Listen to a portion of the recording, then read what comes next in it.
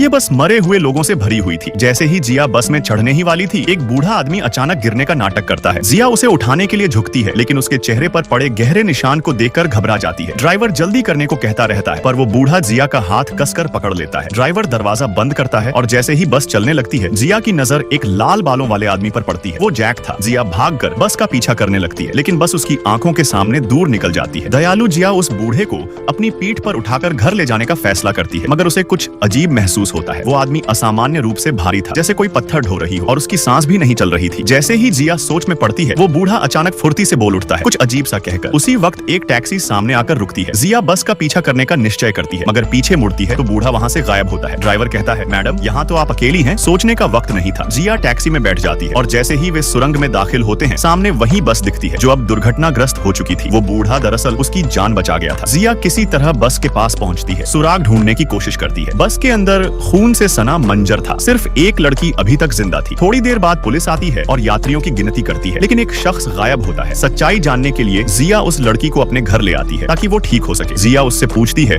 कि असल में उस बस में क्या हुआ था। लड़की बताती है, जैसे ही बस सुरंग में दाखिल हुई, लाल बालों वाले आदमी ने हमला कर दिया। ड्राइवर और सभी यात्रियों को वहीं मार डाला। पर सच्चाई कुछ और थी। वो लड़की ही थी जिसने सबको मारा था। जिया को पहले से शक था। वो उठती है और गलती से एक गिलास गिरा देती है। जमीन से शीशे का टुकड़ा उठाकर सीधे लड़की के गले पर रख देती है। असल में जिया को शुरुआत से एहसास था कि कुछ गड़बड़ है। बस हादसे में सबकी मौत हो चुकी थी, फिर भी इस लड़की के कपड़ों पर खून का एक धब्बा तक नहीं था। इसके अलावा जिया ने पहले ही जांच कर ली थी। उस लड़की का घर उस दिशा में था ही नहीं जिस ओर बस जा रही थी। जैसे ही उसकी असलियत सामने आई, लड़की मुस्कुराई और जिया के सामने ही उसका रूप बदल गया। वो लड़की नहीं बल्कि एक आदमी था।